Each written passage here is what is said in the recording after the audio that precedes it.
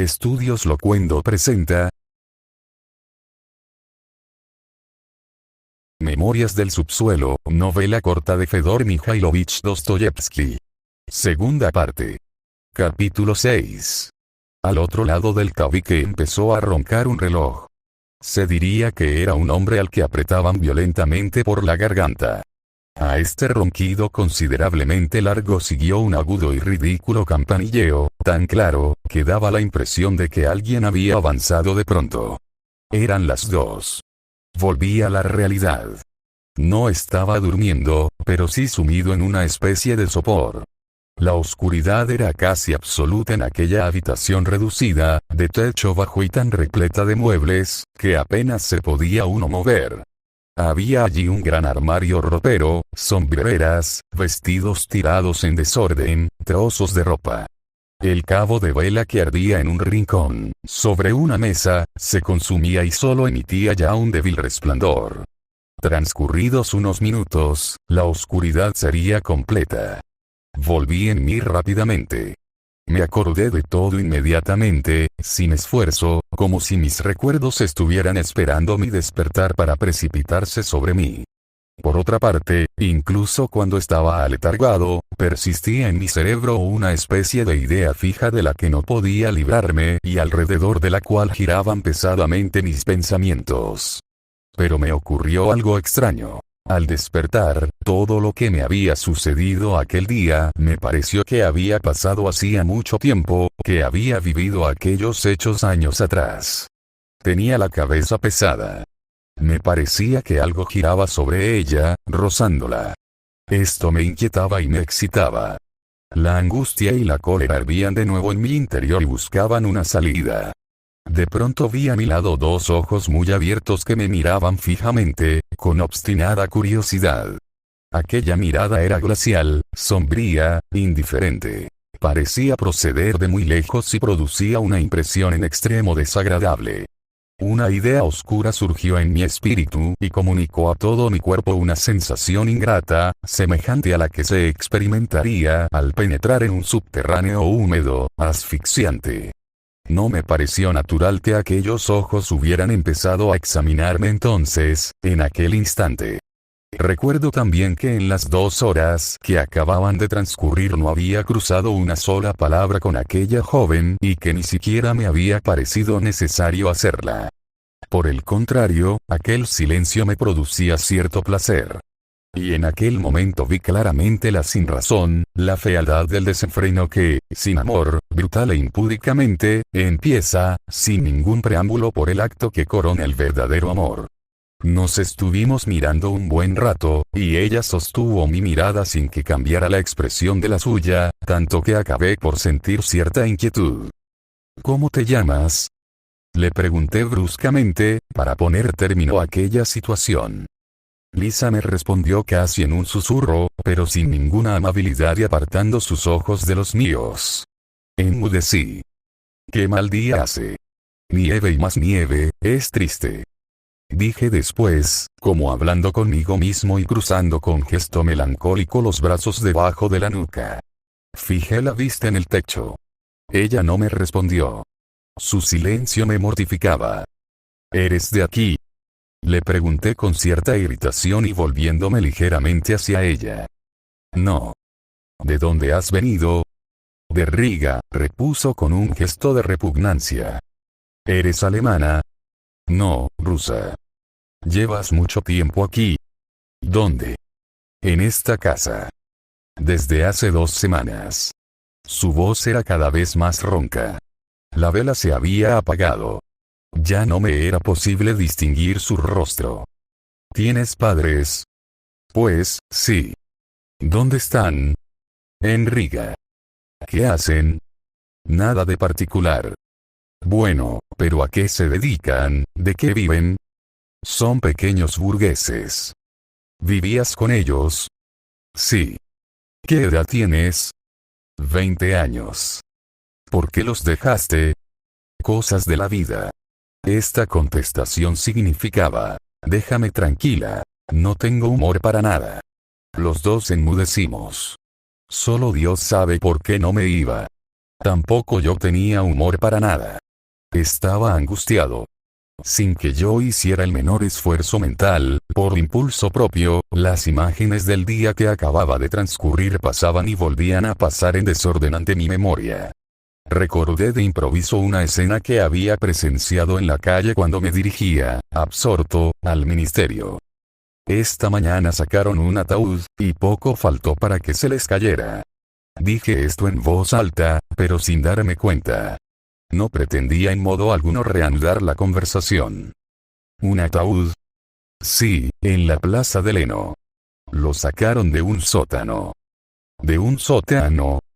Sí, de una habitación del subsuelo. Bueno, ya comprenderás. De una casa de mala nota, cuánta porquería alrededor. Escombros, basuras, cómo apestaba aquello. Era horrible. Silencio. En un día como este es muy desagradable enterrar a los muertos, dije, solo para no estar callado. ¿Por qué? El frío, la humedad, bostecé. ¿Eso qué importa? Dijo Lisa de pronto, tras una pausa. Es un espectáculo muy triste. Y bostecé de nuevo. Los enterradores lanzan tacos porque la nieve los empapa. Y las fosas, naturalmente, están llenas de agua. ¿Por qué es natural que haya agua en las fosas? Preguntó Lisa con cierta curiosidad pero en un tono todavía más seco y áspero que antes. De pronto sentí que algo despertaba en mí. ¿Cómo que por qué? Siempre hay 15 centímetros de agua en las fosas del cementerio de Volkovo. ¿Por qué? Pues porque el suelo está lleno de agua. Por todas partes hay pantanos. El ataúd se deposita sobre el agua. Lo he visto muchas veces. Nunca lo había visto. Es más, nunca había estado en el cementerio de Volkovo. Pero lo había oído contar. ¿De veras no te importa morir? ¿Por qué he de morir? Respondió Lisa, como defendiéndose. Un día u otro morirás. Y tu muerte será como la de esa de que acabo de hablarte. También ella era una muchacha, murió de tisis. Esa clase de chicas mueren en un hospital, lo sabe todo, pensé. Y dije. Le debía mucho a su patrona. La conversación me excitaba cada vez más. Por eso, añadí, siguió trabajando, a pesar de su tisis, hasta el límite de su vida. Los cocheros que andaban por allí hablaban de la difunta con los soldados. Seguramente habían sido amigos de ella. Entre risas, se invitaban a beber en su memoria en la taberna, una taberna muy frecuentada por mí. Silencio, un silencio profundo. Lisa estaba completamente inmóvil. ¿Has nombrado el hospital? ¿Es que allí se muere mejor? Ni mejor ni peor. ¿Pero por qué he de morir? Repuso, enojada. No enseguida. Más adelante. Habrá de pasar mucho tiempo. No lo creas. Ahora eres joven y bonita, y por eso te aprecian aquí. Pero al cabo de un año de llevar esta vida será muy diferente. Te habrás marchitado. Al cabo de un año. Por lo menos, en un año perderás mucho, insistí pérfidamente. Tendrás que dejar esta casa por otra peor. Y, transcurrido otro año, habrás de pasar a una tercera, inferior a la segunda, y esto continuará, de modo que, al cabo de 6 o 7 años, estarás en los sótanos de la plaza de Leno. Y esto podrá pasar. Lo malo será si te pones enferma, si te enfrías y enfermas del pecho, o cualquier otro mal, viviendo como vives, la enfermedad se agravará. Nunca podrás curarte. Por lo tanto, morirás. Bueno, ¿y qué? Replicó irritada, con una sacudida de todo su cuerpo. ¿No te parece triste? ¿Qué tengo que perder? La vida. Silencio. ¿Tenías novio? ¿A usted qué le importa? No me interesa saberlo. Son cosas que no me incumben. No te enfades. Es evidente que has tenido contrariedades. Cierto es que esto no me importa, pero me compadezco. ¿De quién? De ti. No vale la pena, dijo en voz muy baja. Y otra vez se agitó todo su cuerpo. Este desdén me irritó. Tan amable como había sido con ella, en cambio, me ¿Pero qué te has creído? ¿Te imaginas que vas por buen camino? No me imagino nada. Eso es lo malo. Vuelve en ti. Todavía estás a tiempo. Sí, todavía estás a tiempo. Eres joven y bonita. Puedes querer, casarte, ser feliz. No todas las casadas son felices, dijo Lisa con su habitual aspereza. No todas, ciertamente. Sin embargo, cualquier cosa es mejor que permanecer aquí. No hay comparación posible. Cuando se ama, incluso se puede prescindir de la felicidad. La vida es bella aun cuando se sufre. Vivir es grato, cualquiera que sea la clase de vida. En cambio, esto es una podredumbre, un horror. Le volví la espalda, contrariado. Ya no razonaba fríamente. Empezaba a sentir lo que decía, y hablaba con ardor creciente. Me dominaba el deseo de exponer las modestas pero queridas ideas que había incubado en mi rincón. Algo se había encendido en mí de pronto, y esta luz mostraba a mis ojos un objetivo. No hagas caso de mi presencia. No debes tomar ejemplo de mí. Quizás sea peor que tú. Además, estaba borracho cuando vine. Me disculpé de ello y proseguí. La mujer no puede seguir al hombre. Son completamente distintos. Yo me mancho, me ensucio cuando estoy aquí, pero no soy esclavo de nadie. Entro, pero luego salgo, y cuando estoy fuera, me sacudo, y ya soy otro completamente distinto. En cambio, tú eres una esclava. Sí, una esclava. Has renunciado a todo, incluso a tu voluntad. Más adelante querrás romper estas cadenas, pero te será imposible. Te ceñirán cada día más estrechamente. Si son estas malditas cadenas. Las conozco. No te diré nada más sobre este asunto. Seguramente no me comprenderías. Pero dime, sé franca. ¿Verdad que ya estás en deuda con tu patrona? ¿Ves como sí? Añadí, aunque ella no me había respondido, pues se limitaba a escucharme en silencio, con ávida atención. Ahí tienes la primera cadena. Jamás podrás librarte de ella. Ya se las arreglarán, hará que no puedas. Es como si hubieses vendido tu alma al diablo, en fin, ¿qué sabes tú de todo esto? Tal vez soy tan desgraciado como tú y me hundo en el lodo para olvidar mi sufrimiento. Unos buscan el olvido en la bebida. Yo busco viniendo aquí. Dime, ¿está esto bien? Nos hemos acostado sin decimos ni una sola palabra. Solo cuando has empezado a observarme con expresión salvaje te le he mirado también yo. Es así como se ama. Es así como el hombre y la mujer deben unirse. Esto es sencillamente repulsivo. ¿Sí? Se apresuró Lisa a afirmar secamente. La precipitación con que pronunció este sí me asombró. De ello deduje que mi juicio le rondaba también a Lisa por la cabeza mientras me miraba fijamente de cuando en cuando. Por lo tanto, es capaz de tener ideas. Diablos. Esto se pone interesante. Posee cierta inteligencia, me decía, casi frotándome las manos. ¿Cómo, pues, no, llegar hasta los confines de un alma tan joven? Este juego me atraía cada vez más. Avanzó la cabeza hacia mí. En la oscuridad me pareció que la apoyaba en sus manos. Me estaba observando. Sentía de veras no poder distinguir sus ojos. Oía su profunda respiración. ¿Por qué viniste aquí? Le pregunté con cierta rudeza. Las cosas, sin embargo, qué bien estabas en casa de tus padres. Allí todo era tibio y cómodo. Aquello era tu nido. ¿Y si allí se estuviera todavía peor que aquí? Hay que encontrar el tono justo, me dije. Con sentimentalismos no conseguiré casi nada, pero esta idea pasó vertiginosamente por mi cerebro. Os aseguro que aquella mujer me interesaba de verdad. Además, estaba débil y predispuesto a entregarme a los sentimientos generosos, con los que la astucia se alía fácilmente. Te creo. Todo es posible, respondí precipitadamente.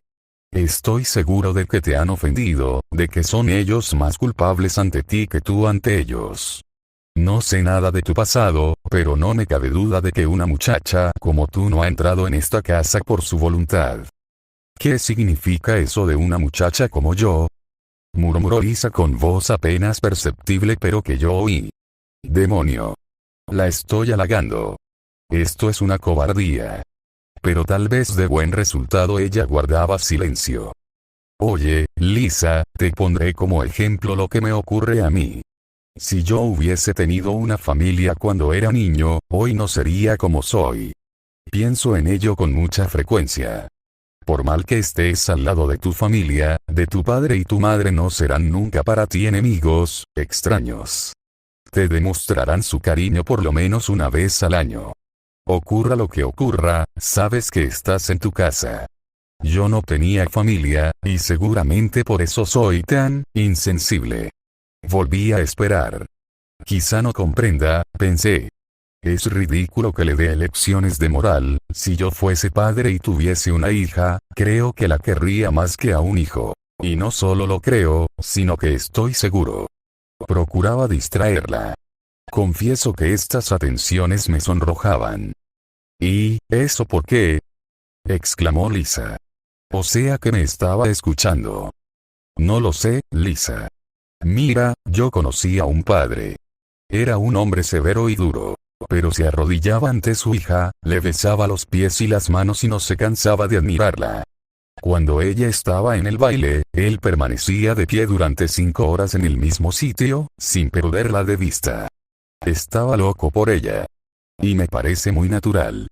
Por la noche, cuando ella dormía, él se despertaba e iba a besarla y a bendecirla durante su sueño. Era avaro para los demás y para él mismo, que iba de paseo vestido con un viejo y grasiento redingote. Mas para ella no reparaba en gastos. Le hacía magníficos regalos, y qué alegría la suya si a ella le gustaban. Los padres quieren a sus hijas más que las madres. Generalmente, las hijas son felices en la casa paterna. Por lo que a mí se refiere, si tuviese una hija, creo que no la casaría nunca. Vaya. ¿Por qué? Exclamó Lisa sonriendo levemente. Francamente, me sentiría celoso. ¿Cómo podría consentir que besara a un extraño, que quisiera a alguien que no fuese yo? No quiero ni pensarlo. Claro que esto es una tontería. Al fin, uno accede. Pero no me cabe duda de que, antes de casarla, tomaría informes de los pretendientes, a los que eliminaría uno tras otro, aunque acabaría por casarla con el que ella prefiriese. Pero resulta que el que quiere la muchacha es el que más desagrada al padre. Sí, así es. Y ocurren muchas desgracias en las familias por este motivo. A algunos no les importa vender a sus hijas, en vez de casarlas honorablemente, replicó Lisa en el acto. Ah. ¿Con qué se trata de eso? Eso, Lisa, solo ocurre en las familias malditas, a las que no asisten ni Dios ni el amor, repuse con vehemencia. Y donde no hay amor, falta también la razón. Esas familias existen, pero no me refiero a ellas. Lo que acabas de decir me demuestra que no has sido feliz en tu casa. Sí, eres una desgraciada, generalmente es la pobreza la causa de todos los males. ¿Acaso entre los señores no ocurre lo mismo? La gente honrada vive feliz incluso en la pobreza. Sí, puede ser. Pero también sucede, Lisa, que el hombre solo se fija en su sufrimiento. No se detiene a pensar en su felicidad. Si pensara en su felicidad, vería que en todas las etapas de su vida ha tenido momentos felices. Pero si todo va bien en la familia, si Dios la ha bendecido, si el esposo es bueno y se preocupa por la mujer en vez de abandonarla, qué bien se está con la familia. Incluso si en la casa entra el infortunio. Por lo demás, ¿acaso no entra el infortunio en cualquier parte? Si algún día te casas, quizá lo sepas por experiencia. Por el contrario, en los primeros tiempos de la vida conyugal con el ser amado, ¡cuánta felicidad! Una felicidad constante. Incluso las querellas terminan bien entre esposos en esta primera etapa. Hay mujeres que cuanto más quieren a su marido, más disputas con él provocan. Puedo asegurarlo, porque conocí a una de esta clase. Te quiero tanto, que te hago sufrir, a fin de que te des cuenta. ¿Sabías esto? Puede suceder que se atormente a una persona por exceso de cariño. Las mujeres obran así con sus maridos. Se dicen, te amo y te acaricio tanto, que tengo derecho a atormentarte un poco. Y todos los que viven alrededor del matrimonio comparten su alegría. En el hogar, todo es honesto, apacible y alegre. Hay mujeres celosas. Si él sale, yo conocí a una que procedía así, ella no lo puede soportar. Se levanta a medianoche de la cama y va a ver si está en tal o cual sitio, con esta o aquella mujer. Esto no está bien, y ella lo sabe. Sufre, se juzga y se condena. Pero ha de obrar así porque lo ama. Y, después de la riña, la delicia de reconciliarse. Pedirle perdón o, por el contrario, perdonarle. Qué hermoso es esto para los dos. Como si acabasen de conocerse, como si acabasen de casarse y su amor estuviera en su principio. Nadie, absolutamente nadie debe saber lo que ocurre entre los esposos si se quieren de verdad. Estos, en sus disputas, sean de la índole que fueren, no deben recurrir al juicio de nadie, ni siquiera de la propia madre, ni contar a nadie lo ocurrido. Ellos mismos han de ser sus propios jueces. El amor es un misterio divino que debe permanecer oculto a los ojos ajenos, pase lo que pase. Esto es lo mejor, lo más conveniente. Así se consolida la estimación entre los esposos, y sobre la estimación se edifican muchas cosas. Si marido y mujer se quieren, si se han casado por amor, no es preciso que este amor muera. No hay razón para que no se le pueda mantener vivo. Por lo menos, es muy rara esta imposibilidad. Si el marido es una buena persona, ¿por qué no ha de lograrse esta supervivencia? Cierto que el primer amor morirá, pero le sucederá a otro muy superior. Las dos almas se fundirán, entre ambos todo será común y no habrá nada secreto entre uno y otro. Y cuando aparezcan los hijos, todo parecerá hermoso, incluso las mayores complicaciones, con tal que los padres se quieran y tengan valor. Hasta en el trabajo ve el padre un placer, y con alegría renuncia al pan para dárselo a sus hijos. Y es que por todo esto tus hijos te querrán más adelante. Por lo tanto, amasas para ti. Los niños crecen. Tú comprendes que les das ejemplo, que eres su sostén, que, cuando mueras, ellos seguirán viviendo con tus pensamientos, con los sentimientos que han recibido de ti, y que estarán hechos a tu imagen y semejanza. Esto te impone, pues, un grave deber, siendo así, ¿cómo no han de unirse aún más estrechamente el marido y la mujer? Algunos dicen que es molesto tener hijos. No hay tal cosa. Por el contrario, es una alegría incomparable. ¿Te gustan los niños, Lisa? Yo los adoro. Imagínate a un niñito sonrosado tomando el pecho. ¿Qué marido no se enternecería al ver a su mujer con el hijo de los dos en sus brazos? Un hijito sonrosado, mofletudo, se echa hacia atrás, agita, jugando, sus piececitos y sus gordezuelas manecitas. Sus uñas, muy limpias, son tan pequeñas que incluso hacen reír.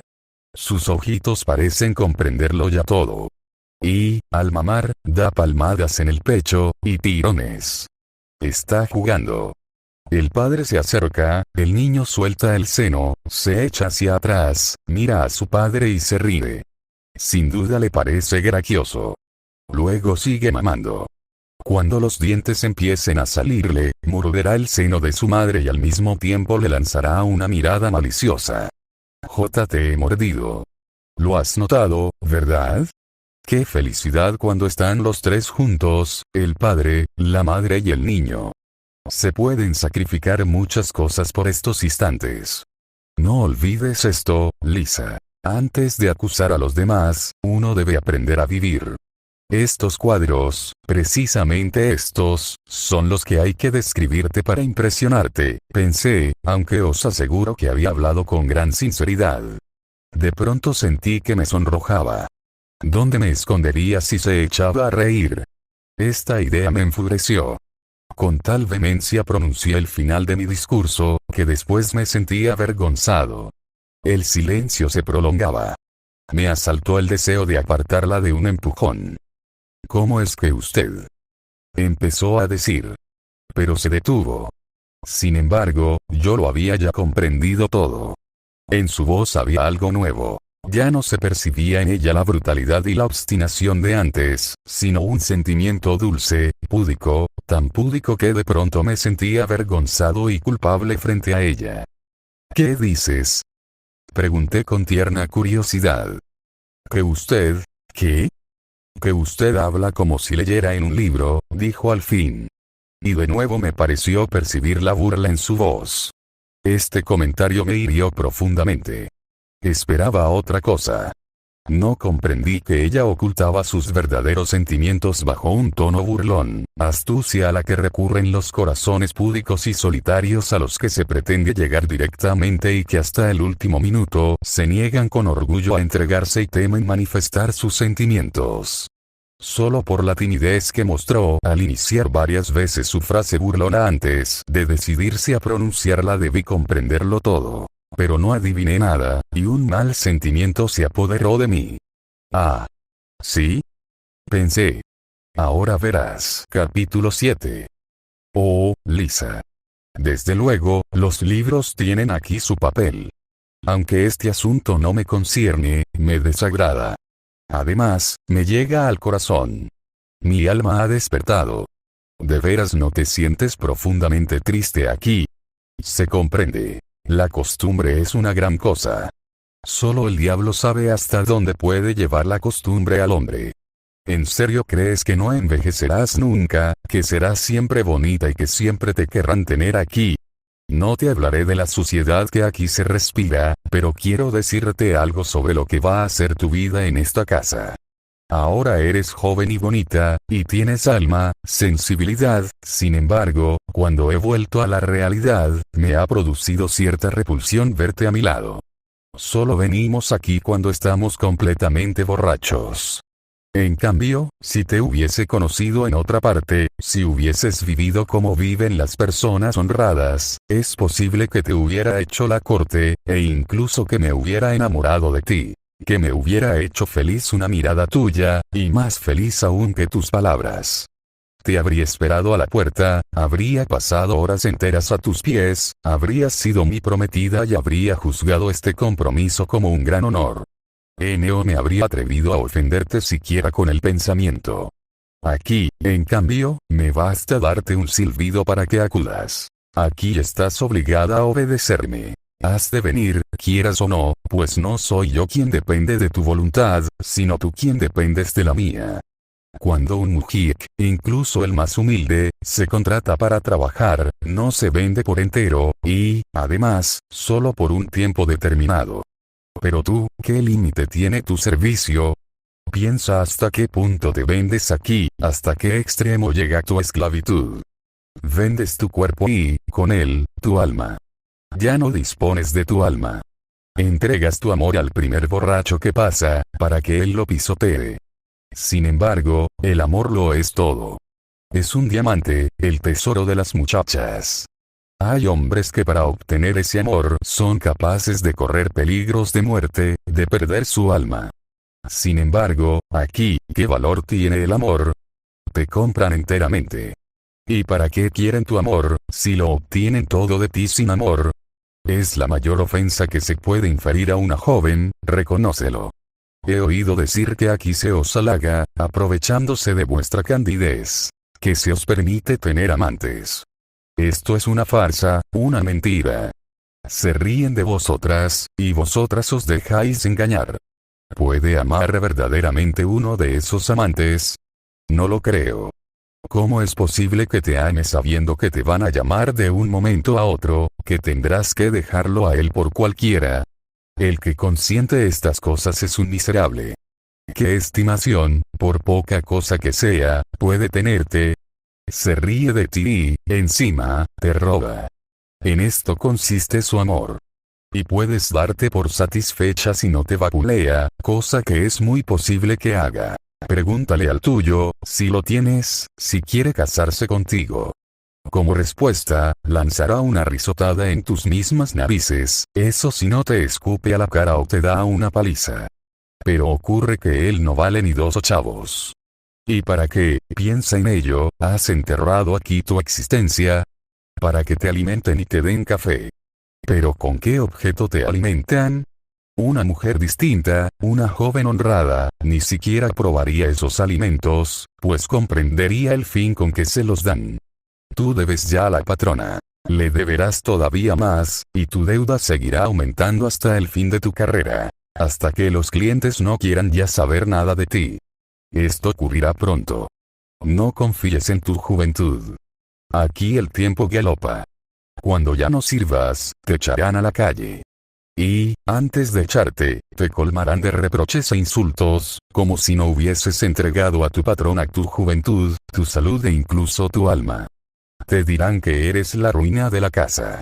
Te hablarán como si hubieses robado, como si hubieses sumido en la miseria a tu patrona. Y no esperes ayuda de nadie.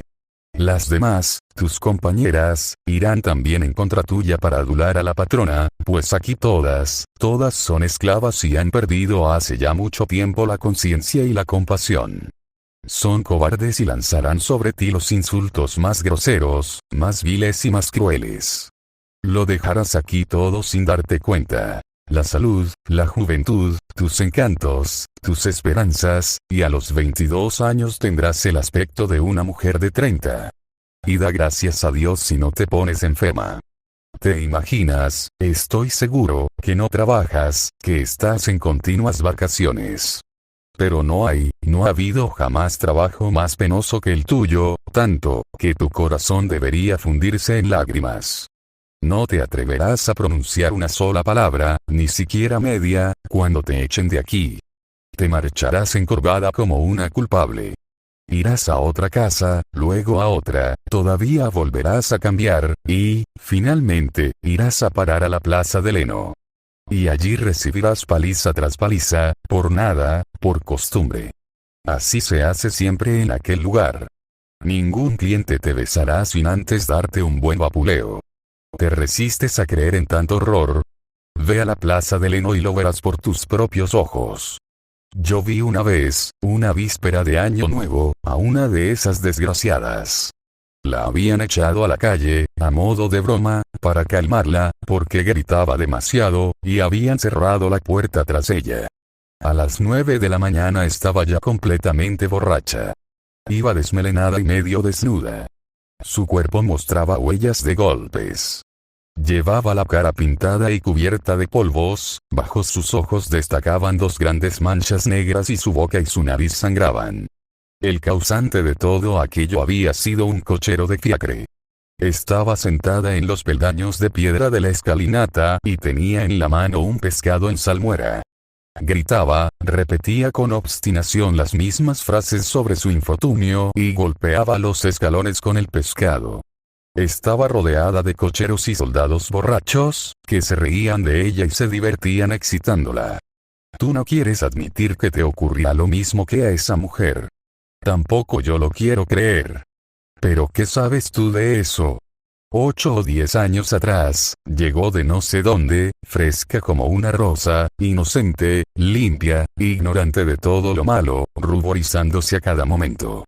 Tal vez era semejante a ti, orgullosa y susceptible, de mirada altiva, y persuadida de que el hombre que la amase y a quien ella amara gozaría de una felicidad inmensa. Sin embargo, ya ves cómo terminó. Y piensa que acaso en el momento mismo en que golpeaba los escalones de piedra con su pescado en salmuera, borracha y desmelenada, acudieron a su memoria los años pasados en la casa paterna, aquellos años en que, pura como un ángel, iba al colegio, y el hijo del vecino la esperaba en la carretera para jurarle que la amaría eternamente y le dedicaría su vida entera, lo que terminó con la mutua promesa de quererse siempre y casarse tan pronto como fuesen mayores. Créeme, Lisa. Sería una felicidad para ti, sí, una felicidad, morir en un rincón, en un sótano, como aquella tísica de la que te he hablado hace poco. Has mencionado el hospital. Tendrías suerte si te llevaran a un hospital. Pero piensa que tu patrona te necesitará todavía. La tisis no es un simple acceso de fiebre. El enfermo conserva la esperanza hasta el último minuto y siempre dice que se siente bien. Se engaña a sí mismo, y la patrona se aprovecha de ello. Sí, así es. Le vendiste tu alma y, además, le debes dinero. Ya no puedes, por lo tanto, replicarle. Y cuando estás agonizando, todos se apartarán de ti y te abandonarán, porque ¿para qué puedes servirles en esos momentos? Y todavía te echarán en cara el sitio que ocupas y la poca prisa con que te mueres. Ni siquiera podrás obtener un poco de agua, y, si te la dan, lo harán injuriándote. Cuando acabarás de reventar, asquerosa bestia. Con tus gemidos nos impides dormir y molestas a los clientes. Sí, así sucede. Yo mismo he oído lanzar reproches semejantes. Cuando estés medio muerta, te echarán en el rincón más sombrío y hediondo de un sótano, donde solo habrá humedad y tinieblas. ¿En qué pensarás cuando estés allí, tendida, sola? Y, ya muerta al fin, manos extrañas te amortajarán a toda prisa, con impaciencia, lanzando juramentos. Nadie pensará en ti suspirando, nadie acudirá a tu lado para bendecir tu cuerpo. Solo pensarán en librarse de ti lo antes posible. Comprarán un burdo ataúd y se te llevarán como se llevaron a aquella desgraciada. Y luego irán a echar un trago en memoria tuya. La fosa estará llena de barro, de nieve derretida. Pero para ti no hay contemplaciones. Ven, Vania. La bajaremos por aquí. Es su sitio. Pero también por aquí baja patas arriba, sujeta bien las cuerdas, animal. Ahora va bien. Pero ¿no ves que la has puesto de costado? Al fin y al cabo, era un ser humano. Bueno, no importa. Cúbrela ya de tierra. Ni siquiera querrán disputar sobre ti. Te cubrirán lo antes posible de una capa de tierra fangosa y se irán a la taberna. Así terminarás. Después, nadie se acordará de ti. Junto a las demás tumbas hay hijos, padres, esposos, pero junto a la tuya, ni una lágrima, ni un suspiro. Y nadie, absolutamente nadie, se acercará jamás a tus restos. Tu nombre desaparecerá de la superficie de la tierra como si no hubieses existido nunca, como si ni siquiera hubieras nacido. Lodo, pantanos, golpea cuanto quieras la tapa de tu ataúd por la noche, a la hora en que se levantan los muertos. Dejadme salir, buena gente. Quiero ver la luz. He vivido sin vivir. Mi vida ha sido una alfombra para los pies de los hombres. La devoraron y terminó en la plaza de Leno. Dejadme salir, buena gente. Quiero volver a vivir. Estaba exaltado, mi garganta se contraía en sacudidas espasmódicas. De pronto, me detuve, inquieto. Me incorporé en la cama, incliné la cabeza con el corazón palpitante de temor y aguzé el oído. Había motivo más que suficiente para sentirse intranquilo. Yo sospechaba desde hacía unos momentos que había trastornado su alma y destrozado su corazón, pero cuanto más seguro estaba de ello, mayor era mi deseo de obtener una victoria rápida y completa. Este juego me arrastraba. Pero no era únicamente un juego, me daba perfecta cuenta de que estaba hablando sin espontaneidad, tediosamente, en un estilo literario. Pero esto no me importaba. Tenía la seguridad de que ella me comprendía y de que mi estilo literario era para mí una gran ayuda en aquel momento. Pero cuando hube logrado mi propósito, tuve miedo. Nunca fui testigo de una desesperación tan profunda. Lisa tenía la cara hundida en la almohada, a la que estrechaba entre sus brazos. El llanto desgarraba su pecho. Todo su joven cuerpo temblaba, convulso. Los sollozos que se amasaban en su garganta y que la ahogaban, se convertían de pronto en gritos, en ladridos. Entonces hundía aún más la cabeza en la almohada. No quería que nadie de aquella casa supiera que lloraba y sufría. Mordía la almohada, y una vez se mordió el brazo hasta hacerse sangre, como comprobé luego. Otra vez introdujo los dedos en su dispersa cabellera y permaneció inmóvil, en un esfuerzo atroz, conteniendo la respiración, apretando los dientes. Me dispuse a decirle algo, a pedirle que se calmara, pero advertí que no tenía valor para hablarle, y de pronto, presa de pánico, me levanté, a fin de vestirme a tientas y huir. La oscuridad era completa. Mis esfuerzos por ir deprisa eran inútiles. En esto, mi mano tropezó con una caja de cerillas y un candelero con una vela entera. Apenas la encendí, Lisa se sentó de un salto en la cama. Tenía el rostro contraído y me miró con sonrisa de loca, con un gesto de extravío. Me senté a su lado y me apoderé de sus manos. Entonces volvió en sí, se lanzó sobre mí, fue a rodearme con sus brazos, pero no se atrevió y bajó lentamente la cabeza. Lisa, amiga mía, me he equivocado, perdóname, empecé a decir. Pero ella apretó tan fuertemente mis manos con las suyas, que comprendí que estaba diciendo algo inconveniente, y me callé. Aquí tienes mi dirección, Lisa. Ven a verme. Iré, murmuró la joven resueltamente, pero sin levantar la cabeza. Ahora me voy. Adiós. Hasta la vista. Me levanté. Lisa se levantó también. Luego, de pronto, se sonrojó, tuvo un sobresalto, se apoderó de una pañoleta que había en una silla y se cubrió con ella los hombros y el cuello hasta la barbilla. Hecho esto, tuvo una sonrisa forzada, volvió a enrojecer y me miró extrañamente. Esto me inquietó. Me urgía salir de allí, desaparecer. Espere un momento, me dijo Lisa de pronto en la antecámara, ya cerca de la puerta, reteniéndome por el borde de la capa. Dejó la bujía y salió corriendo. Indudablemente había olvidado algo que quería mostrarme. Su cara era de un matiz sonrosado, le brillaban los ojos, sonreía. ¿Qué me quería enseñar? Esperé. Volvió al cabo de un minuto. Su mirada parecía excusarse. Su semblante era distinto. En sus ojos no había ya aquella expresión sombría, suspicaz y obstinada. Ahora su mirada era dulce, implorante, y también confiada, acariciadora y tímida.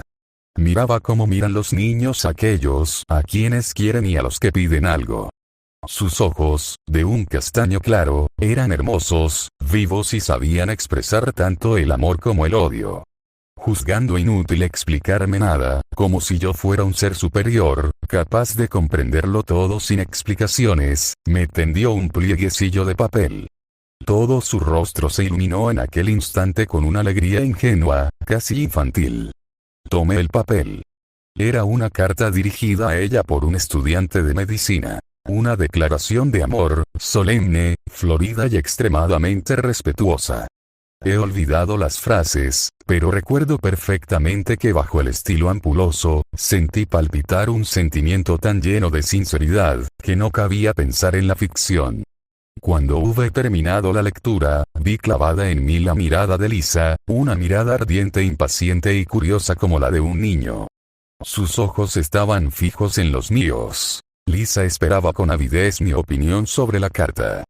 Breve y apresuradamente, pero con una especie de gozoso orgullo, Lisa me explicó que la habían invitado a una velada en casa de una familia respetable que no sabía nada, absolutamente rien porque no hacía mucho tiempo que había llegado, solo para explorar, y estaba decidida a no quedarse, pues en cuanto hubiese pagado su deuda se iría.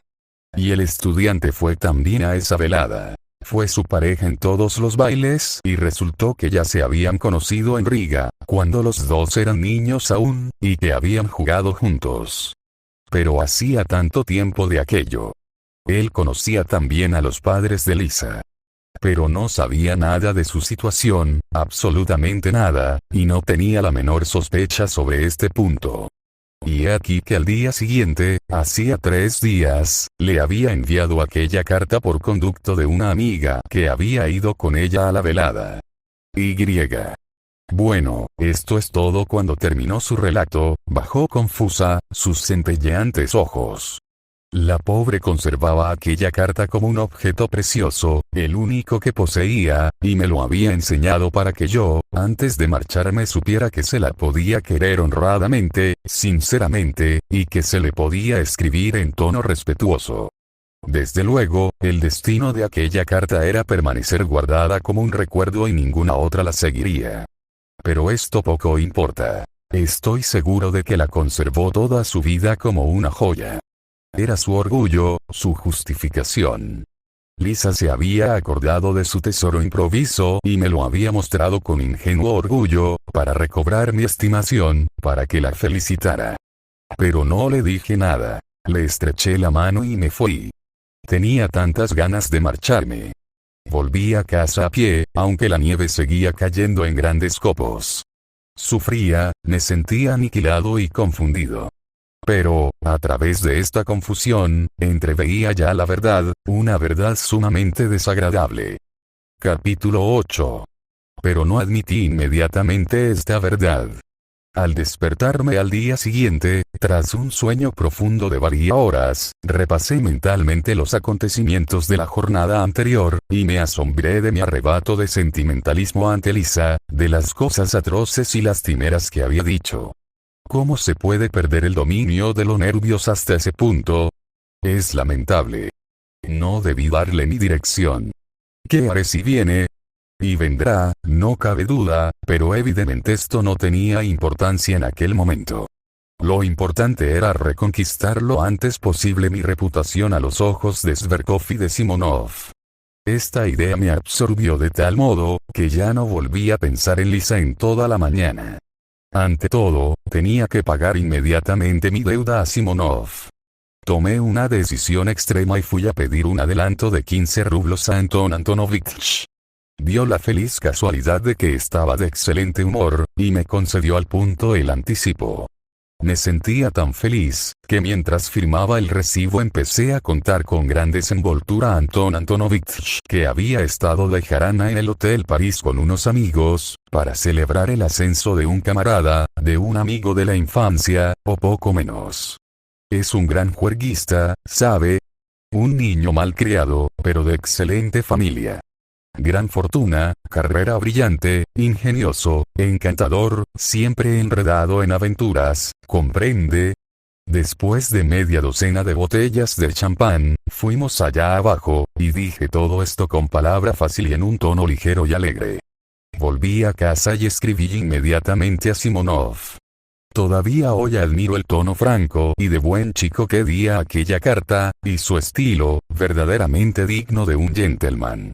Me acusaba a mí mismo con habilidad y nobleza, y, sobre todo, sin palabras inútiles.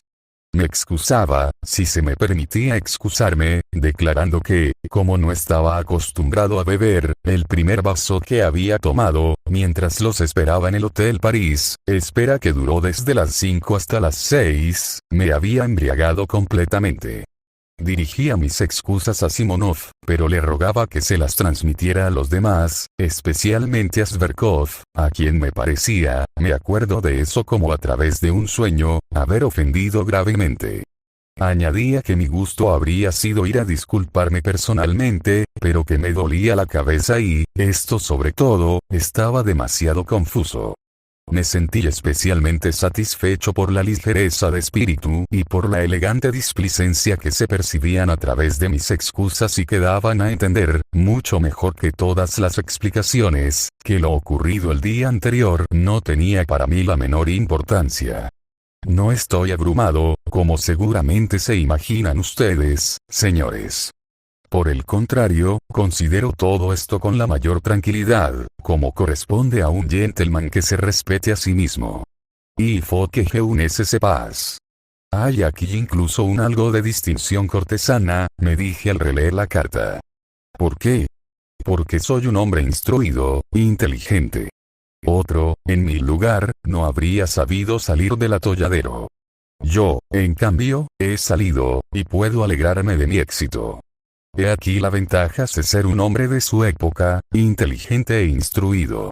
Por otra parte, la culpa fue de lo que bebí, desde luego, pero bebí vino y no licor, como doy a entender, mientras esperaba de 5 a 6.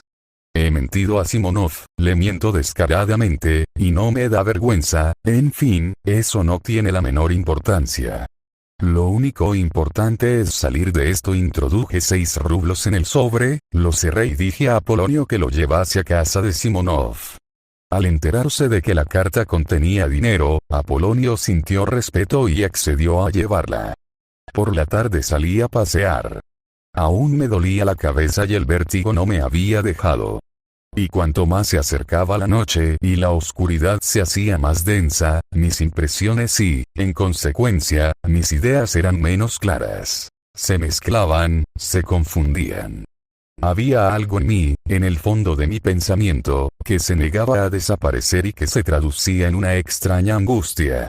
Vagabundeaba por las calles más animadas, más comerciales. La Mieszchanskaya, la Sadovaya, las proximidades del jardín de Yusupov. Me gustaba pasear por estas calles especialmente al atardecer cuando están llenas de gente. Transeúntes afanosos, comerciantes, artesanos que, tras su jornada de trabajo, regresan a sus casas, acentuadas sus facciones por la fatiga. Me encantaba esta agitación de la vida cotidiana. Pero, aquella tarde, el bullicio solo sirvió para irritarme más de lo que estaba. No podía dominarme. Algo se despertaba en mi alma, torturándome, sin que yo lograra aplacarlo. Volví a casa, completamente desorientado. Tenía la sensación de que pesaba un crimen sobre mi conciencia. Me atormentaba la idea de que Lisa se presentara de un momento a otro. Entre todos mis recuerdos del día anterior, el de Lisa permanecía aparte y me inquietaba singularmente. Al caer la tarde, había dejado de pensar en todo lo demás. Seguía sintiéndome satisfechísimo de mi carta a Simonov. Pero cuando pensaba en Lisa, mi satisfacción desaparecía por completo. Así advertí que la única causa de mi desazón era Lisa. ¿Qué haré si viene?, pensaba sin cesar.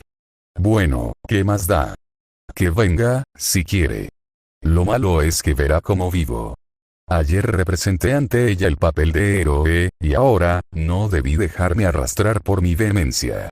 Este departamento es miserable. ¿Cómo pude ir a cenar con este traje? Y este diván de hule, lleno de desgarrones por los que sale la crin. Y mi ropa de cama hecha jirones.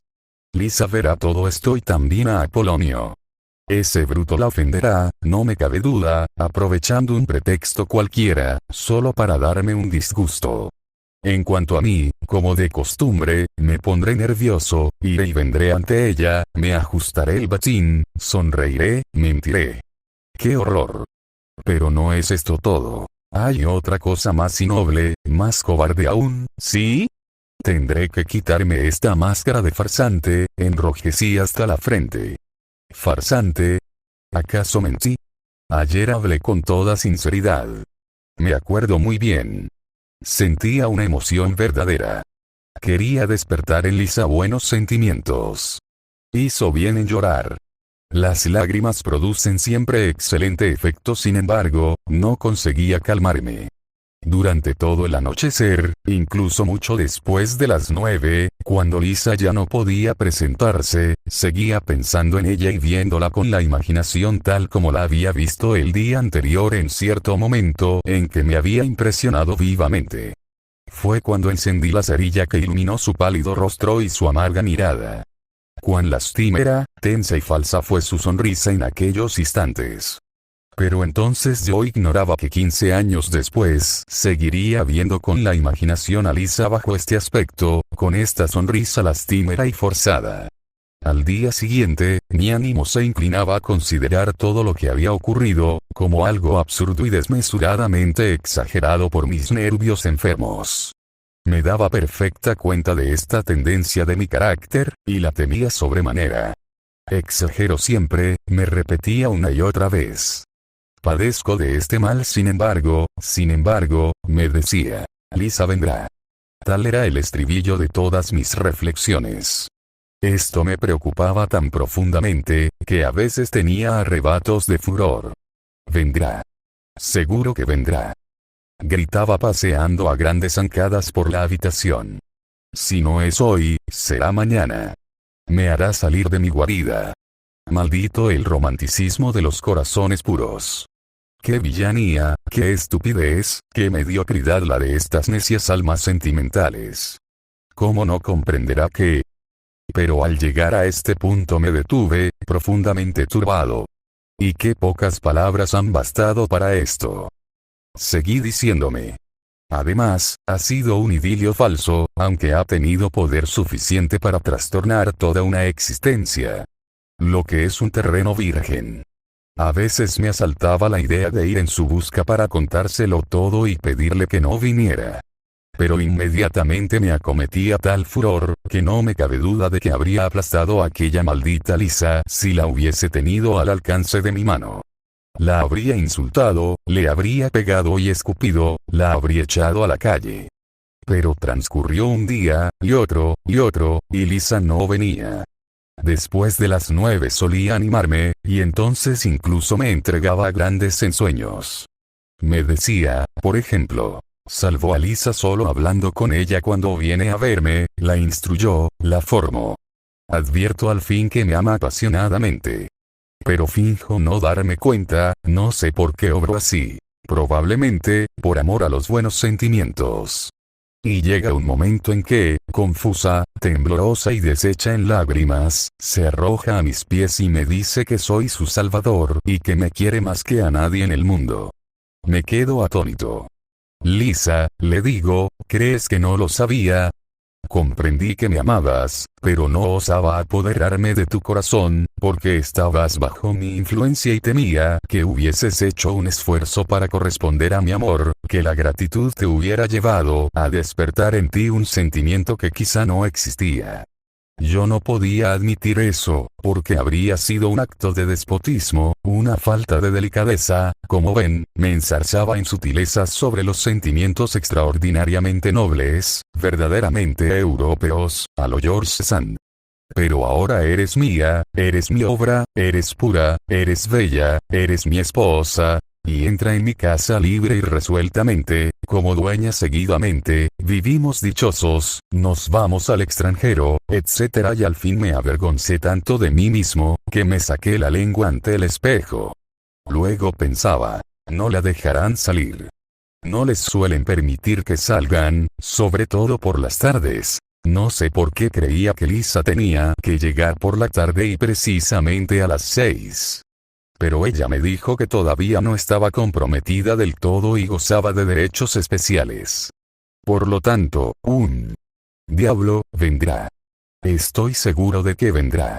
Afortunadamente, en estas ocasiones contaba con la distracción de Apolonio y sus insolencias, que me sacaban de quicio. Apolonio era una calamidad, una peste que me había enviado la providencia. Hacía ya años que nos lanzábamos mutuamente acerados dardos. Yo lo detestaba.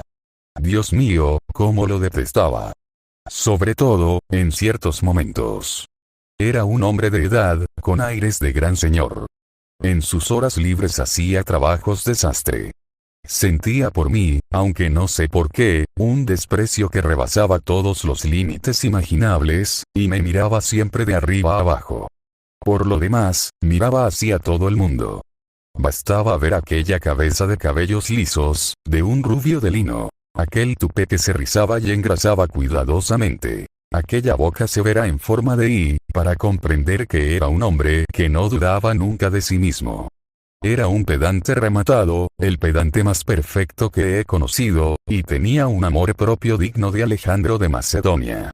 Estaba enamorado de cada uno de sus botones, de cada una de sus uñas. Sí, enamorado. Su aspecto lo pregonaba. Me trataba con despotismo, me hablaba muy poco, y si alguna vez se dignaba mirarme, su mirada era solemne, estaba colmada de suficiencia. Además, había en ella un algo burlón que me enfurecía. Cumplía su servicio con un aire de suprema condescendencia. Por lo demás, no hacía casi nada para mí y no se consideraba en modo alguno obligado a hacer lo más mínimo. No cabía duda de que me conceptuaba como el último de los imbéciles, y si seguía en mi casa era porque yo le pagaba un sueldo. Accedía a no hacer nada por 7 rublos al mes. Gracias a él se me perdonarán muchas faltas. Mi odio alcanzaba a veces tal intensidad, que solo el ruido de sus pasos me producía convulsiones. Pero lo que más me repugnaba era su ceseo. Debía de tener la lengua demasiado grande, o cualquier otro defecto de este tipo, y esta era la causa de que ceseara, lo cual le producía verdadero placer, pues se imaginaba que ese vicio de pronunciación le daba importancia. Hablaba generalmente con voz dulce, inalterable, con las manos en la espalda y los ojos bajos. Lo que menos podía tolerar de aquel hombre era su costumbre de leer en voz alta los salmos en su rincón, tras el biombo que nos separaba. He soportado largos combates a causa de estas lecturas. Pero le encantaba leer salmos por las tardes, con su voz dulce, uniforme, cantarina, como si estuviese a la cabecera de un muerto, y es que esto constituye uno de sus trabajos en las horas libres. Y, además de leer salmos a la cabecera de los muertos, lo contratan para matar ratas, y fabrica cera. Pero yo no podía despedirlo. Se diría que estaba ligado a mi existencia. Además, él se habría negado a abandonarme. No me era posible vivir en un hotel. Mi alojamiento era mi concha, el estuche en que me refugiaba y me ocultaba de la humanidad entera. Y Apolonio, el diablo de este alojamiento. Esta es la razón de que durante 7 años me hubiera sido imposible ponerlo de patitas en la calle. No era menos imposible retenerle el sueldo. No toleraba el menor retraso. Pero aquellos días me sentía irritado hasta tal punto contra el mundo entero, que resolví de buenas a primeras castigar a Apolonio y retrasar durante 2 meses el pago de su sueldo. Hacía ya mucho tiempo, 2 años, que estaba preparando este castigo, únicamente para demostrarle que no tenía derecho a darse importancia ante mí y que yo podía no pagarle si se me antojaba. Decidí no decirle nada, a fin de vencer su orgullo y obligarlo a ser el primero en hablar de sus honorarios.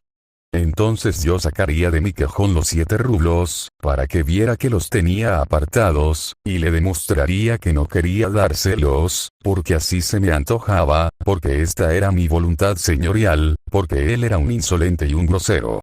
Y le diría que, si era cortés y respetuoso conmigo, tal vez me enterneciera y pagase, pero que, en caso contrario, tendría que esperar 2, 3 semanas, 1 mes entero. Sin embargo, y pese a mi enojo, fue él quien triunfó.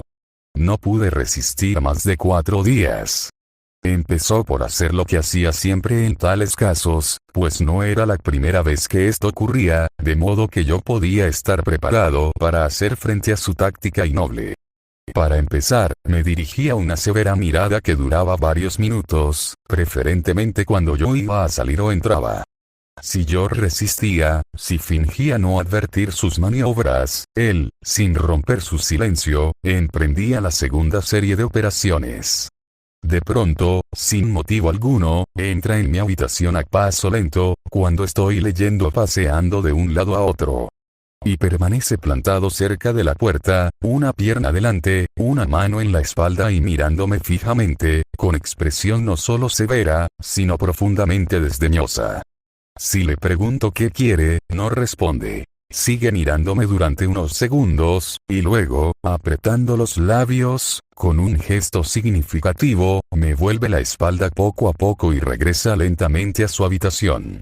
2 horas después, vuelve a aparecer ante mí. Loco de furor, ya no le pregunto qué quiere, sino que levanto la cabeza y, con semblante altivo, autoritario, lo miro fijamente a los ojos. Así, uno frente a otro, permanecemos a veces 1 o 2 minutos.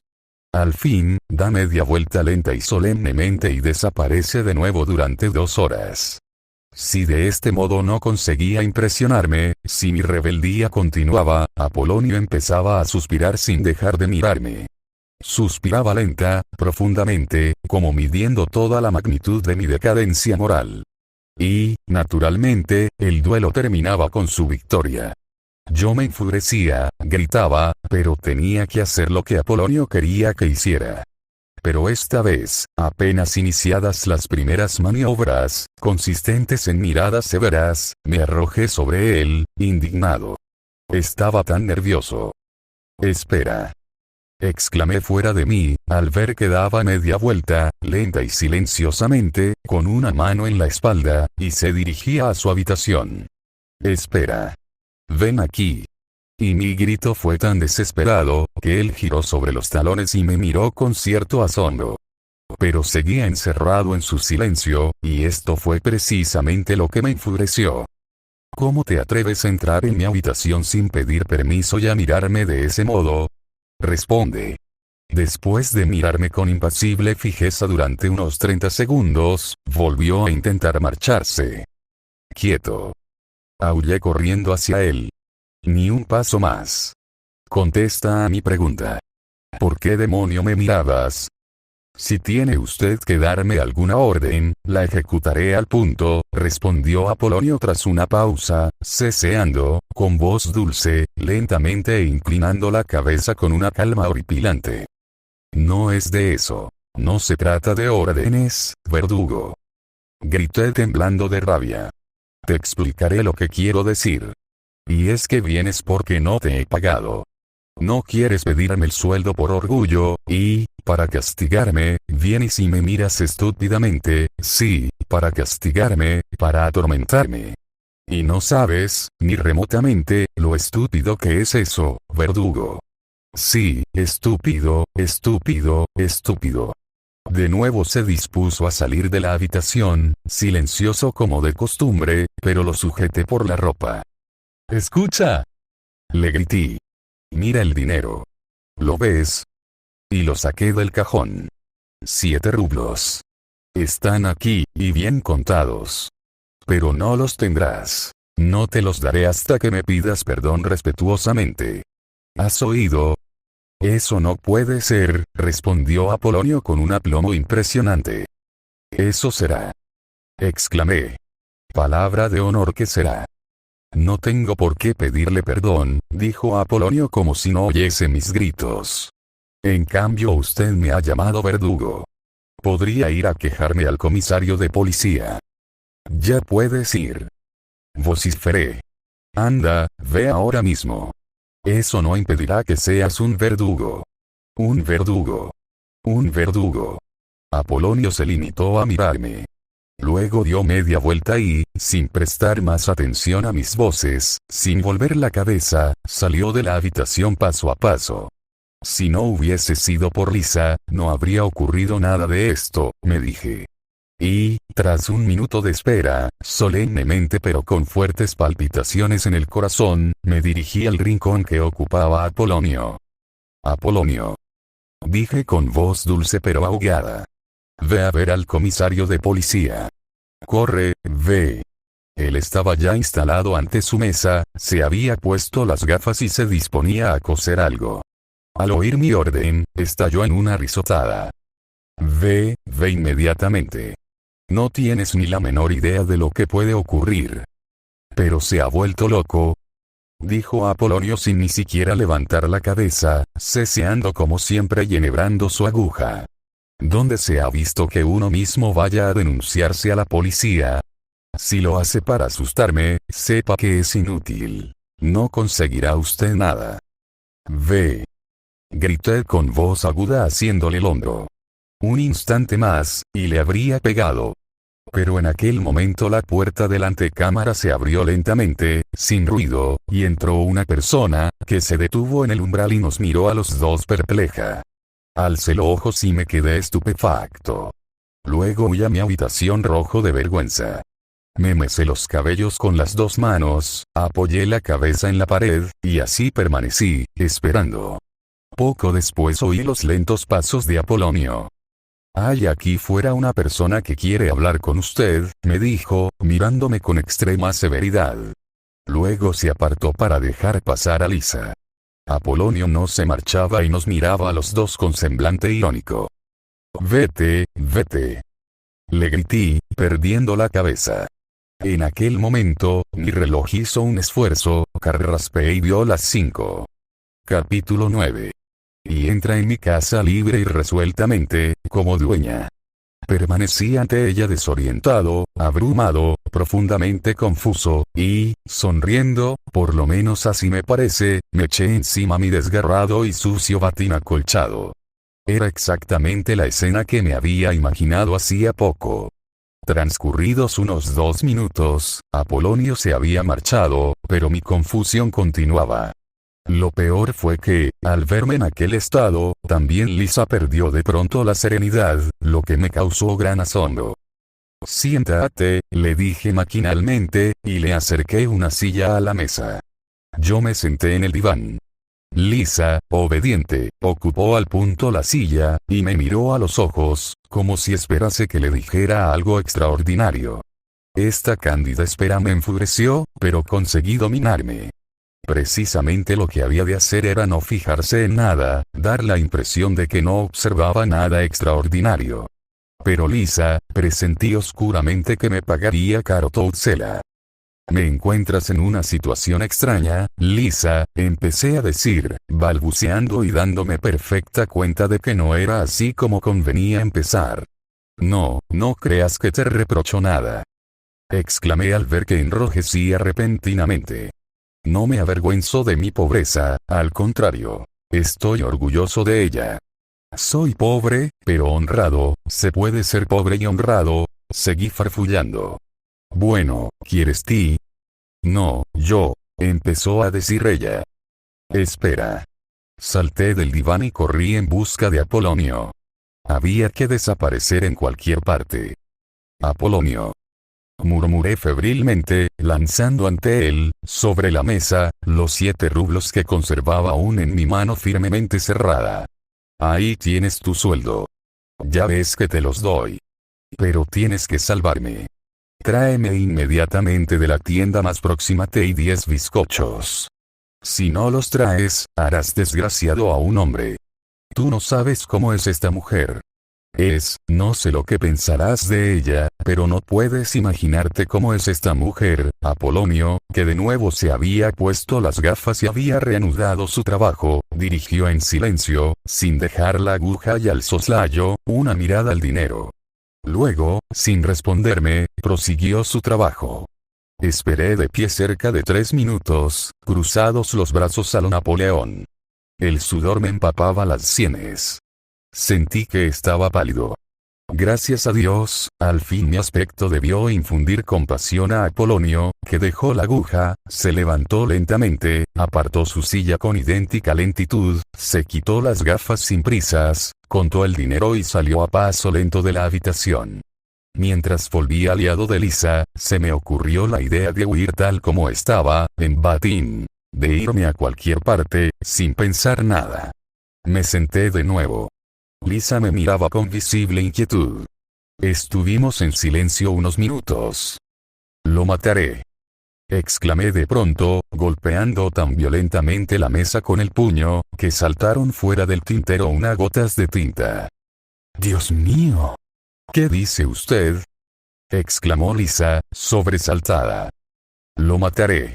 Lo mataré», vociferé mientras seguía golpeando la mesa. Desvariaba, pero comprendía que era estúpido ponerme de aquel modo. No sabes, Lisa, cómo me atormenta ese verdugo. Sí, es mi verdugo, ahora ha ido a comprar bizcochos, y, de súbito, estallé en sollozos. Una crisis de nervios, estaba avergonzado, pero no podía dominarme. Lisa se asustó. ¿Qué tiene usted? ¿Qué le pasa?, exclamó, yendo y viniendo ante mí, agitada y nerviosa. «Agua. Dame agua», farfullé con voz débil, pero advirtiendo que podía pasar sin el agua y hablar con más energía. Exageraba para justificarme, pero mi ataque no era una ficción. Lisa, inquieta, me acercó el agua. En este momento apareció Apolonio con el té. De pronto me pareció que aquel té era algo vulgar, insignificante, que producía un efecto mezquino, desfavorable, después de lo que acababa de ocurrir. Me sonrojé, Apolonio salió sin mirarnos. «Lisa, ¿me desprecias?», le pregunté, mirándola directamente a los ojos y temblando de impaciencia por conocer su pensamiento. Ella enrojeció y no me pudo contestar. «Tómate el té», le dije, iracundo. Estaba furioso contra mí mismo, pero era evidente que Lisa sufría más que yo por esta causa. De improviso, sentí un odio atroz contra ella. La habría matado en aquel instante. En mi fuero interno decidí vengarme no diciéndole ni una palabra más.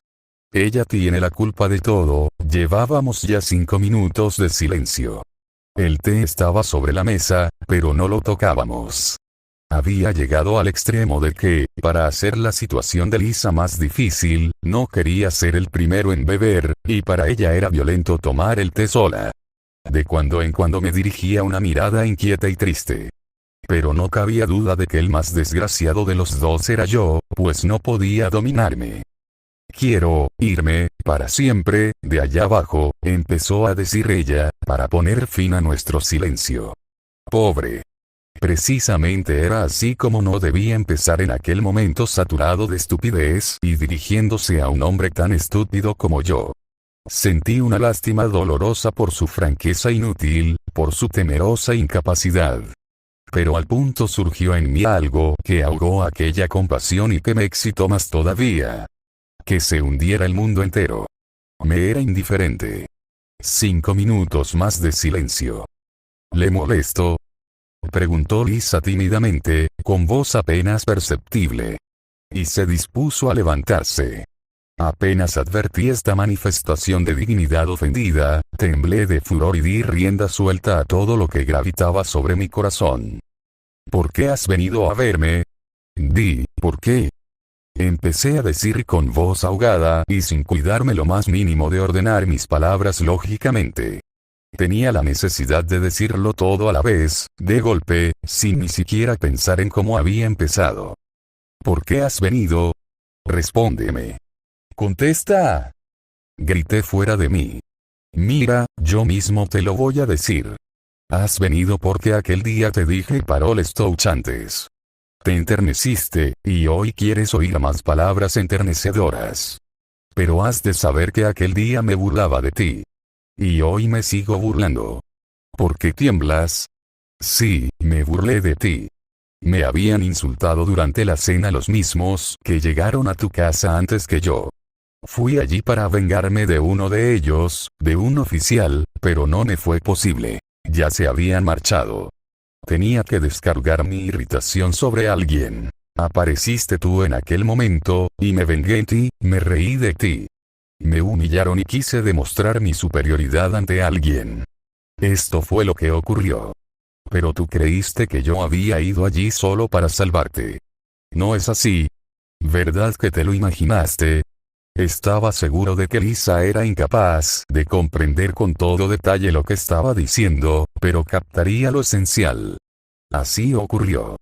Se puso pálida como la cera y trató de hablar. Sus labios se torcieron como en una mueca de dolor.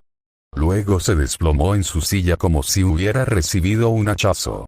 Siguió escuchándome con la boca abierta y los ojos inmóviles, temblando de miedo. El cinismo, el atroz cinismo de mis palabras la había aniquilado. Salvarte. Exclamé, levantándome de la silla y empezando a ir y venir, presuroso, de la habitación. ¿Salvarte de qué?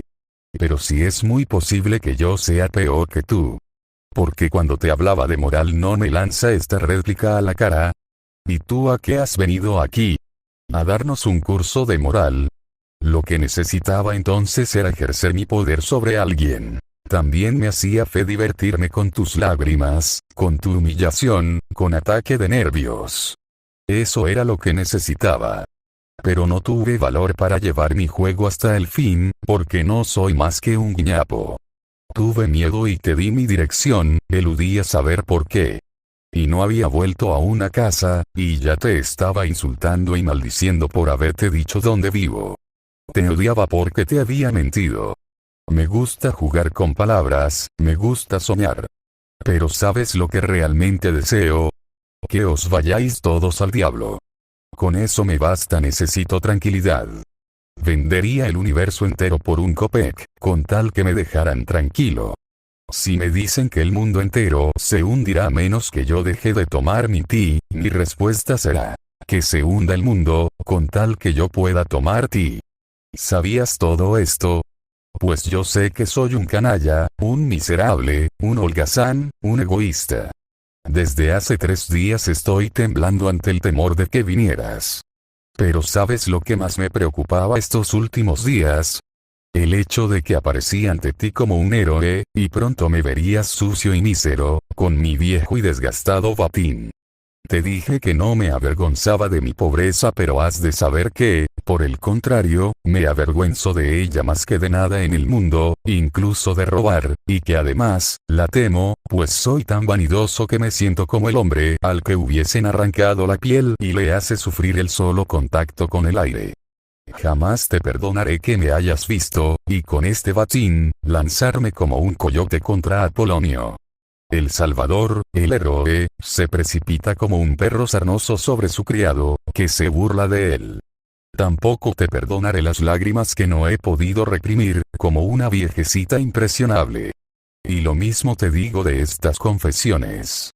Sí, tú sola deberás responder de todo esto, porque te has puesto bajo mi mano, y soy un miserable, el más vil, el más ridículo, el más mezquino, el más estúpido, el más envidioso de los gusanos que se arrastran sobre la tierra. Estos gusanos no valen más que yo, pero, el diablo sabe por qué, no pierden nunca su temple, y yo, en cambio, estaré recibiendo toda mi vida papirotazos del más insignificante de los insectos. Pero ¿qué importa que no comprendas lo que estoy diciendo? ¿Y qué tengo que ver contigo y qué me importa que perezcas o no? ¿Comprendes ahora, después de todo lo que te he dicho, hasta qué punto te odiaré?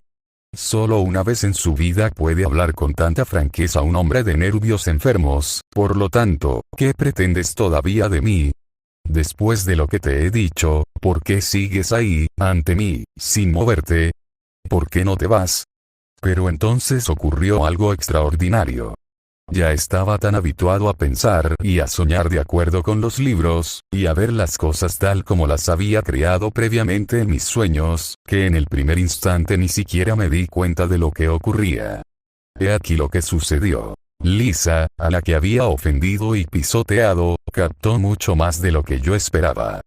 De todo lo que le había dicho, comprendió lo que comprende la mujer cuando ama sinceramente. Que yo era desgraciado. El temor, la dignidad ultrajada que se leía en su semblante, se dieron pronto su puesto a un amargo estupor.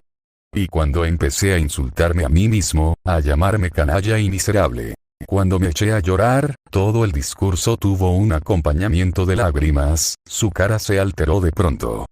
Varias veces estuvo a punto de levantarse, de detenerme, y cuando hube terminado, advertí que había prestado atención no a mis palabras insultantes, ¿por qué estás aquí? ¿Por qué no te vas? Sino al esfuerzo terrible que había hecho para pronunciarlas. Además, pobre estaba profundamente aturdida. Se consideraba infinitamente inferior a mí. ¿Cómo, pues, podía enfadarse, sentirse ofendida? Lo que hizo fue levantarse de un salto y, temblorosa, tenderme los brazos, pero sin atreverse a acercarse a mí. Entonces sentí que el corazón se me fundía en el pecho. Lisa se arrojó al fin sobre mí, me rodeó estrechamente, cuello con sus brazos y se echó a llorar en silencio. Ya no pude resistir, y empecé a sollozar como nunca había sollozado. No puedo ser bueno. Articulé penosamente. Luego me acerqué al diván, poco menos que a rastras me eché en el boca abajo y seguí llorando durante un cuarto de hora largo, presa de una terrible crisis de nervios. Lisa se acercó a mí, me rodeó con sus brazos y así permaneció, sin hacer el menor movimiento. Pero mi ataque de nervios había de tener un final, y ese era lo peor. Echado en el diván, con la cabeza hundida en los cojines de cuero, confieso esta innoble verdad, empecé a pensar, al principio vaga e involuntariamente, que no iba a ser muy violento levantar la cabeza y mirar a Lisa a los ojos. ¿De qué podía avergonzarme? No lo sabía, pero me daba vergüenza. Me dije también que nuestros papeles se habían invertido, que en aquel momento era ella la heroína, y yo el humillado, el aplastado, exactamente como ella se había mostrado a mis ojos 4 días atrás. Así pensaba, echado en el diván con la cabeza escondida entre los cojines de cuero. Dios mío. ¿Será que la envidio? Todavía no he podido contestar a esta pregunta, y en aquellos momentos estaba, naturalmente, más incapacitado aún para contestarla. No puedo vivir sin ejercer mi poder sobre alguien, sin tiranizar a alguien, pero los razonamientos no explican nada. Por lo tanto, es preferible no razonar. No obstante, conseguí dominarme y levanté la cabeza. Había que hacerlo y entonces, estoy seguro de ello, precisamente porque me dio vergüenza mirarla, se inflamó en mí un sentimiento completamente distinto que abrazó mi alma. Era un sentimiento de dominación y de posesión. La pasión iluminó mis ojos, y estreché violentamente sus manos con las mías. Cómo la detestaba en aquel momento y cómo me atraía. Un sentimiento reforzaba al otro. Aquello parecía una venganza.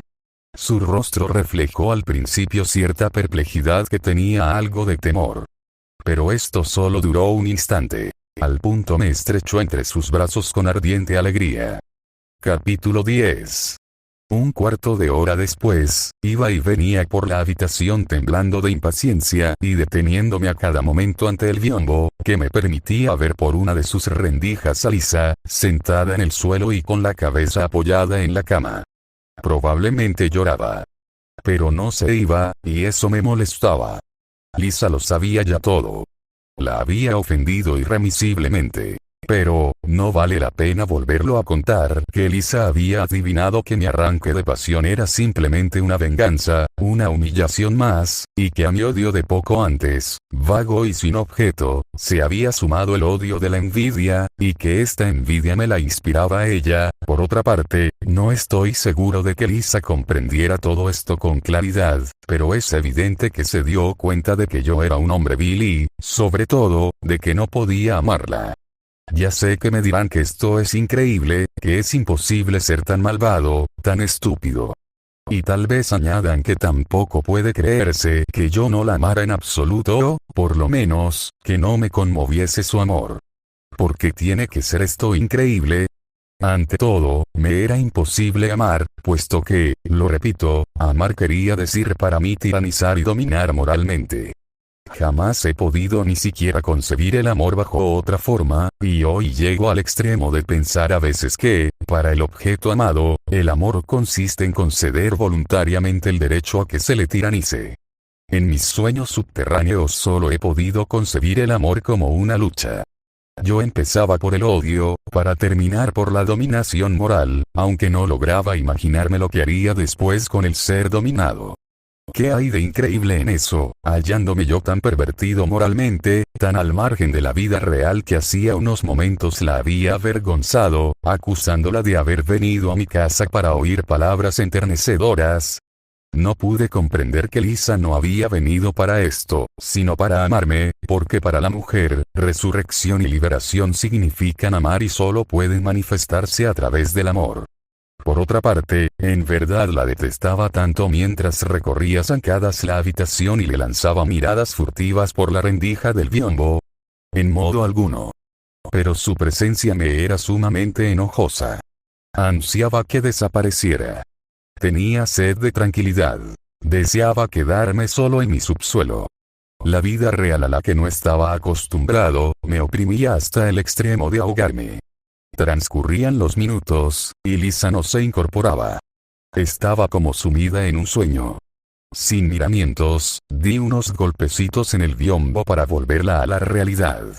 Lisa se sobresaltó, se levantó de un salto y empezó a recoger apresuradamente sus cosas, su manteleta, su sombrero, su pelliza, como quien se dispone a huir. 2 minutos después salió lentamente de detrás del biombo y me miró con tristeza. Yo sonreí forzadamente, par convenance, y le volví la espalda. «Adiós», me dijo, dirigiéndose a la puerta. De pronto, corrí hacia Lisa, me apoderé de su mano, se la abrí, puse en ella lo que tenía preparado y se la cerré de nuevo. Luego me dirigí presuroso al otro extremo de la habitación.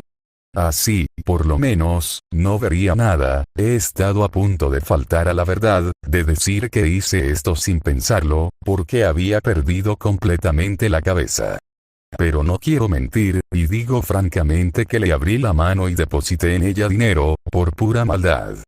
Se me ocurrió obrar así mientras recorría febrilmente la habitación, y ella estaba sentada en el suelo, detrás del biombo.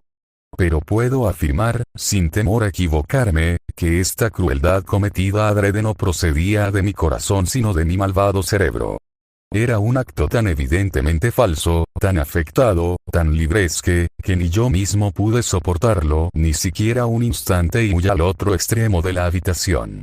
Luego, en el colmo de la desesperación y de la vergüenza, eché a correr en pos de Lisa, abrí la puerta y aguzé el oído. Lisa. Lisa. La llamé, pero a media voz, temblorosamente. No obtuve respuesta. Sin embargo, me pareció oír sus pasos en los últimos escalones. Lisa. Grité más fuerte. Silencio. Y seguidamente oigo que se abre, rechinando, la puerta de cristales del edificio, que al punto vuelve a cerrarse pesadamente. El portazo resuena en toda la escalera. Se había marchado. Volví a mi habitación, pensativo. Un peso terrible gravitaba sobre mi corazón. Me detuve junto a la mesa, al lado de la silla que Lisa había ocupado, y permanecí inmóvil, mirando estúpidamente hacia adelante. Así estuve un minuto. De pronto, me estremecí. Ante mí, sobre la mesa, vi un billete de 5 rublos arrugado. El que yo acababa de poner en la mano de Lisa. Era el mismo. No podía ser otro, pues no había ninguno más en la habitación. Evidentemente, Lisa lo había tirado allí mientras yo corría hacia el otro lado del aposento. Habría podido esperarlo, pero no lo esperaba. Era egoísta hasta tal punto, sentía tan poca estima por los hombres, que no me había pasado por la imaginación que Lisa fuese capaz de semejante gesto. No pude soportarlo. Me precipité como un loco sobre mis ropas, me puse lo primero que encontré y bajé de 4 en 4 los escalones. Indudablemente, ella no habría podido recorrer más de 200 pasos cuando yo salí a la calle. No hacía viento. La nieve caía en grandes copos casi verticalmente y formaba un espeso colchón sobre las aceras y sobre la desierta calzada. No se veía un alma, no se oía el menor ruido. Los faroles alumbraban inútil y tristemente. Recorrí unos centenares de pasos y llegué al primer cruce. Allí me detuve.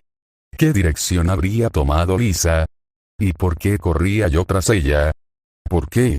Porque quería echarme a sus pies, llorar y confesarle mi arrepentimiento, besarle las rodillas e implorar su perdón. Esto era lo que quería hacer. Sentía que el pecho se me desgarraba. Nunca podré recordar fríamente aquellos instantes. ¿Pero qué adelantaré? Me preguntaba. ¿Acaso no la volveré a odiar mañana mismo precisamente por haberme arrojado a sus pies hoy? ¿Es que puedo hacerla feliz? ¿No he comprobado por centésima vez lo poco que valgo? ¿Podría abstenerme de atormentarla? Estaba inmóvil en medio de la nieve, tratando de perforar con la mirada el opaco velo, y reflexionaba profundamente. ¿No sería preferible, me decía, ya de regreso a casa y tratando de ocultar mi dolor en mis desvaríos, que Lisa se llevase mi ofensa consigo? La ofensa purifica, ya que es el sentimiento más amargo, más doloroso. No cabe duda de que mañana mismo mancharía su alma y cargaría su corazón con un peso insufrible. En cambio, si no la vuelvo a ver, ella conservará siempre vivo el recuerdo de esta ofensa. Por espantoso que sea lo que le espera, la ofensa la elevará y la purificará por medio del odio. Y quizá también por medio del perdón, pero le hará la vida más fácil todo esto. Todavía hoy me hago esta inútil pregunta. ¿Qué es preferible? ¿Una felicidad vulgar o un sufrimiento elevado? Díganme, ¿qué vale más? Así pensaba yo aquella noche, aniquilado por el sufrimiento. En mi vida había sentido un dolor tan cruel, un remordimiento tan profundo. Sin embargo, cuando corrí en persecución de Lisa, ¿quién podía dudar ni un solo instante que me detendría a mitad de camino? Jamás he vuelto a ver a Lisa. Ni siquiera he oído hablar de ella. Añadiré que durante mucho tiempo me he sentido satisfecho de mi frase sobre la utilidad de la ofensa y del odio, aunque estuve a punto de enfermar de tristeza y de angustia. Aún hoy, transcurridos tantos años, estos recuerdos me mortifican. Hay tantas cosas que no se quisieran recordar. Pero, ¿no sería preferible poner punto final a este diario? Creo que empezarlo fue un error. En fin, lo cierto es que no he dejado de sentir vergüenza en ningún momento de esta narración. No ha sido literatura, sino una expiación, una pena correccional. Referir detalladamente cómo ha fracasado uno en su vida, por no saber vivir, reflexionando sin cesar en su subsuelo, que es lo que he hecho yo, no puede ser interesante en modo alguno. Para escribir una novela hace falta un héroe, y yo, como haciéndolo adrede, he reunido aquí todos los rasgos de un antihéroe. Además, todo esto producirá pésima impresión, porque todos hemos perdido el hábito de vivir, porque todos cojeamos, unos más y otros menos. Incluso hemos llegado a perder ese hábito hasta el punto de que sentimos cierta repugnancia por la vida real, por la vida viva. Pero eso no nos gusta que nos lo recuerden. Hemos llegado a considerar la vida real, la vida viva, como algo ingrato, como un servicio penoso, y todos estamos de acuerdo en que lo mejor es adaptarse a los libros. ¿Qué objeto tiene nuestra agitación? ¿Qué buscamos? ¿Qué deseamos? Ni nosotros mismos lo sabemos. Es más, si nuestros deseos se cumpliesen, no nos sentiríamos felices.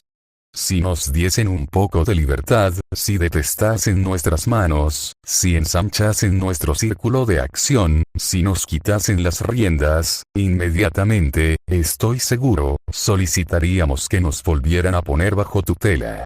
Sé que os he enojado, que vais a gritar, a protestar. Hable por usted solo y por sus miserias subterráneas. Suprima ese nous tous. Perdonen, señores, pero no he pensado en modo alguno justificarme apelando a esta omnitude. En lo que me concierne personalmente, no he hecho otra cosa en mi vida que llevar hasta el fin lo que ustedes solo han llevado hasta la mitad, aunque se han consolado con la mentira de llamar prudencia a la cobardía. Tanto es así, que mi vida es tal vez más real que la de ustedes. Fíjense bien. Hoy todavía no sabemos dónde se oculta la vida, qué clase de sitio es ese ni cómo se llama. Si nos abandonan, si nos retiran los libros, nos veremos inmediatamente en un embrollo, todo lo confundiremos, no sabremos a dónde ir ni cómo ir, ignoraremos lo que se debe amar y lo que se debe odiar, lo que debe respetarse y lo que solo merece desprecio.